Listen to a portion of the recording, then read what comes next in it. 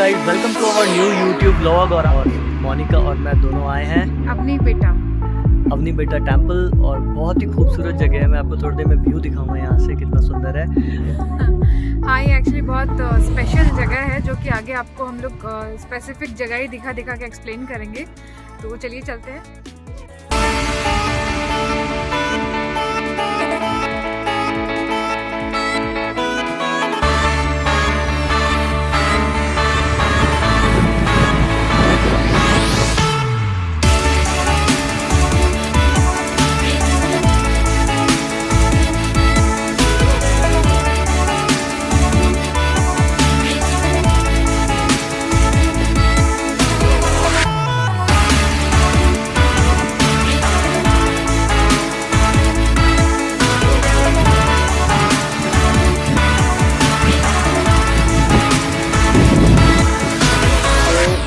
जैसे कि आप लोग देख रहे हो कि ज़्यादा ट्रैक नहीं है ऊपर चढ़ने के लिए, बट काफ़ी स्टीप है। तो एक तो काफ़ी ज़ोर आने वाला है ऊपर चढ़ने में, और बाकी अगर आप छोटा मोटा हल्का फुल्का ट्रैक चाहते हैं तो इधर आ सकते हैं। इधर भी आप देख सकते हैं जैसे कि ज़्यादातर मंदिर की तरह पत्थर को काट के ही सीढ़ी बनाई गई है, जो कि काफ़ी सुंदर है अपने आप में। तो छोटे छोटे बच्चे आते रहते हैं यहाँ पर।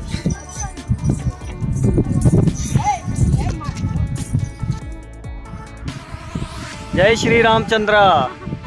जय श्री रामचंद्र। कालद्रा थक गए क्या? थक गया?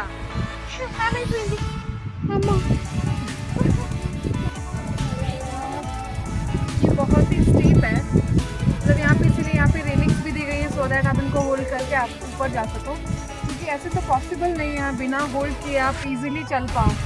सब लोग थोड़ी सी स्टेप पे, लेकिन यहाँ तक आने में इतने टायर्ड हो जा रहे हैं ना, क्योंकि एकदम से स्टीप है, तो आप चढ़ने में हमेशा आपको जोर आएगा। तो ये भी एक अलग एडवेंचर है, बट इट्स नाइस।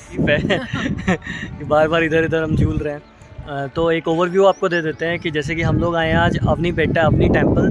तो अवनी का जैसे कि अर्थ होता है, अर्थ भी अर्थ ही होता है। अवनी का हिंदी मीनिंग पर्यायवाची शब्द होता है अर्थ। जैसे कि सब जानते हैं सीता माता है, वो अर्थ की बेटी थी। उनका जन्म धरती से ही हुआ था जब किसान वहाँ पे जुताई कर रहे थे, तो वो एक अलग स्टोरी है। खैर, तो ये वाल्मीकि जी का आश्रम है। जब राम जी को एक किंग होने के नाते सीता माता को अपने महल से उनको बाहर भेजना पड़ा था, प्रेग्नेंट होने के बावजूद भी, जब वो जंगलों में आई तब वाल्मीकि जी ने उन्हें पुत्री के रूप में स्वीकार करके अपने आश्रम में उन्हें जगह दी थी। और यहाँ पर लव कुश का जन्म हुआ था। यस, और उन्होंने अपनी सारी वैदिक शिक्षाएं यहीं से प्राप्त की। एंड उनका क्रेडल भी यहीं पे है, मैं आपको सारा दिखाऊंगा आगे। एंड एक यज्ञ था, उसका नाम क्या था उस यज्ञ का? अश्वमेघ यज्ञ था, जिसके अंदर जब अश्वमेघ यज्ञ हुआ था, जिसके तहत जो घोड़ा था उसको हर अपने टेरिटरी में छोड़ते थे राम भगवान, और वो जहाँ जहाँ जाता था वो टेरिटरी एक्चुअल में राम भगवान की मानी जाती थी। तो घोड़ा इधर आया अवनी बेटा, तो वहाँ यहाँ पे जब यहाँ आया तो लव कुश ने उसको बंदी बना लिया, उन घोड़ों को। तो वो काफ़ी ऑफेंसिव था राम भगवान के लिए। उस वक्त पता नहीं था उनको कि मेरे बच्चों ने ही उस घोड़े को बंदी बना लिया है। तो उन्होंने लक्ष्मण को भेजा युद्ध करने के लिए, तो लक्ष्मण इवेंचुअली हार गए। एंड भरत और शत्रुघ्न भी साथ आए थे, तो वो भी हार गए। बाद में राम भगवान को खुद आना पड़ा, और वो युद्ध होने से रोकने के लिए वाल्मीकि जी को बीच में आना पड़ा और बताना पड़ा कि भाई ये तुम क्या कर रहे हो। तो दैट्स द स्टोरी।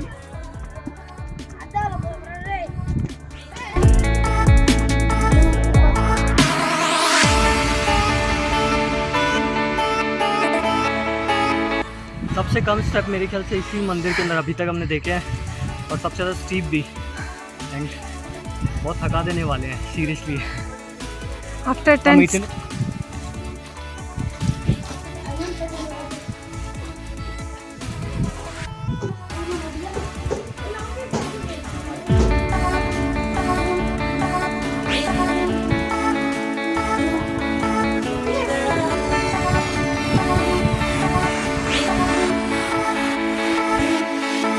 हम लोग ऊपर आ गए हैं। एंड ऊपर आते ही हमें बहुत ही एक वाइब्रेंट पेंटिंग दिखी है वाल्मीकि जी की, जो मैं चाहता हूँ शेयर करना आप लोगों के साथ। रॉक पे बनाई गई है, जिसमें ये अपने वैदिक उपन्यास वगैरह पढ़ रहे हैं।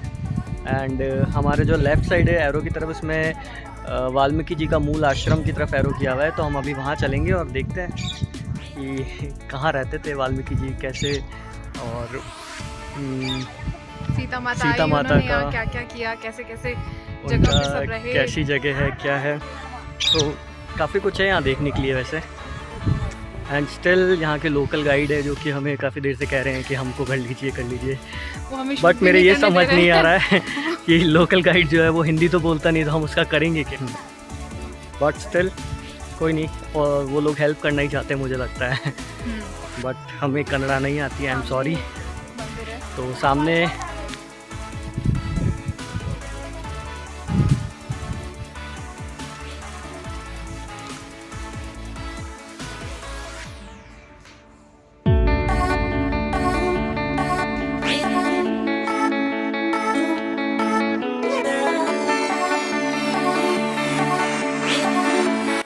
तो ये वो जगह है जहाँ पे महाभारत काल के अंदर जो पांडव थे वो भी यहाँ पे आए थे, और उन्होंने भी शिव की पूजा करी थी इधर आके।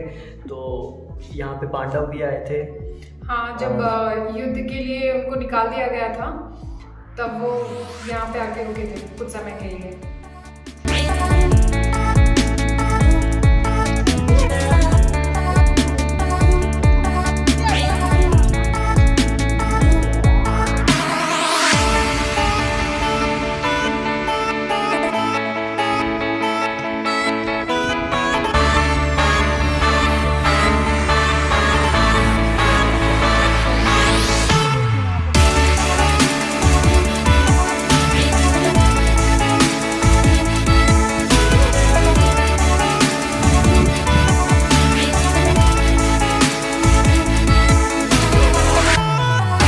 वाल्मीकि जी का आश्रम है।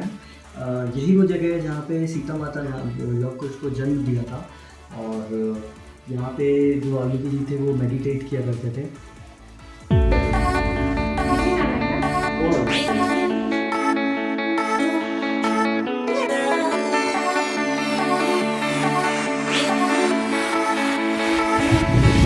Very narrow passage.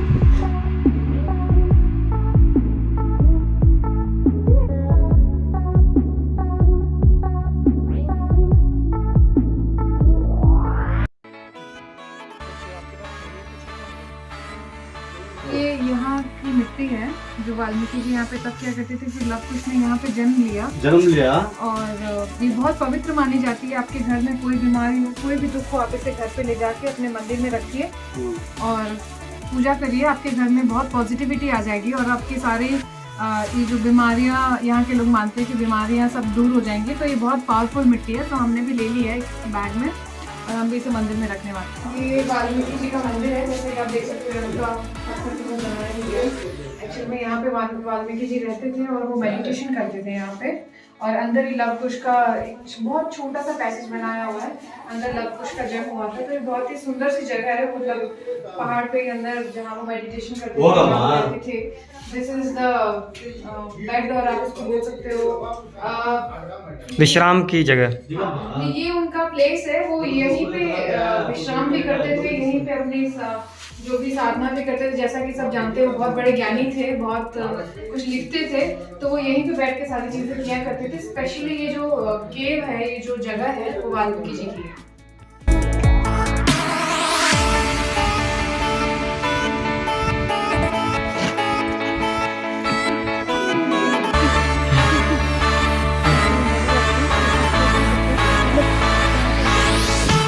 तो जैसे कि अभी आप लोगों ने पांडवों का और वाल्मीकि जी का आश्रम देख लिया, मैं आपको आगे का दिखाता हूँ, आइए।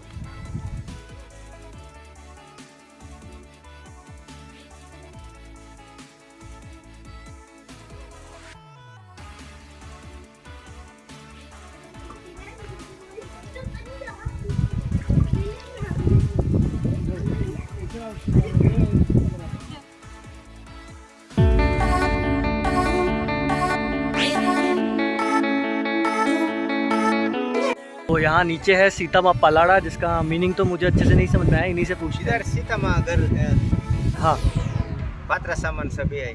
अच्छा, ये क्या चीज़ है, इसके बारे में तो थोड़ा बताइए। हाँ, ये क्या चीज़ है?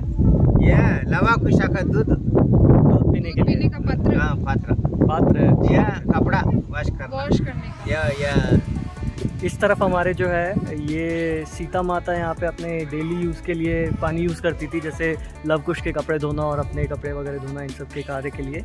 और हमारे आगे की तरफ अभी सीता माँ का मंदिर है और लव कुश का झूला है, जहाँ पे वो लोग झूला करते थे और सीता माता रहा करती थी। बेसिकली उस गेट के बाद में सीता माता और लव कुश का मतलब वो एक पूरा लाइफस्टाइल जो था वो यहाँ से दिखाया गया ना। यस।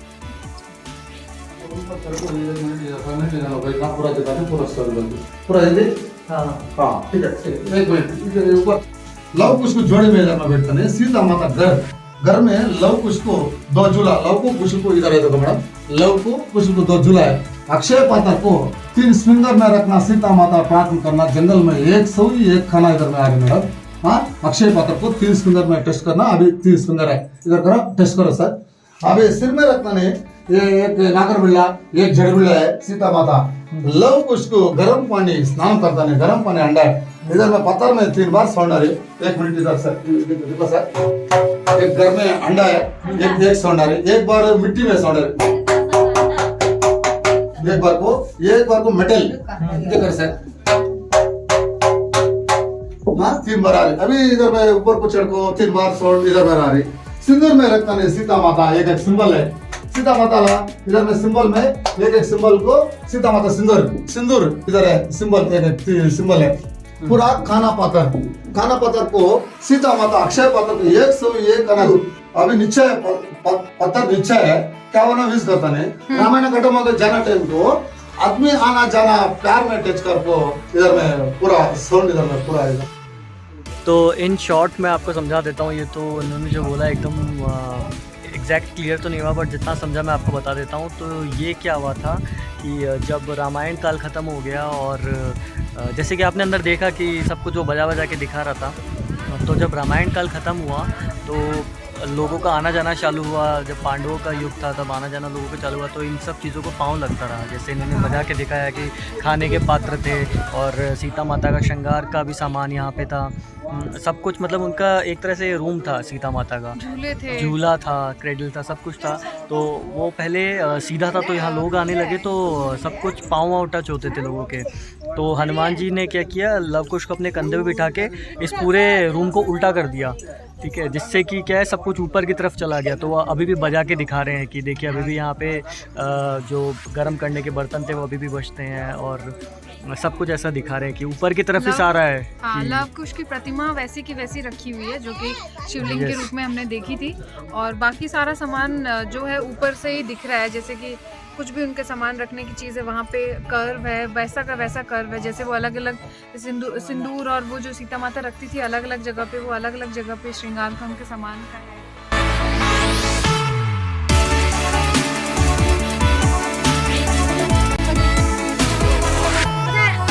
क्या चीज़ है? जूस है। यहाँ पे आप एक दूसरे के सहारे के बिना नहीं चल सकते, क्यों? मतलब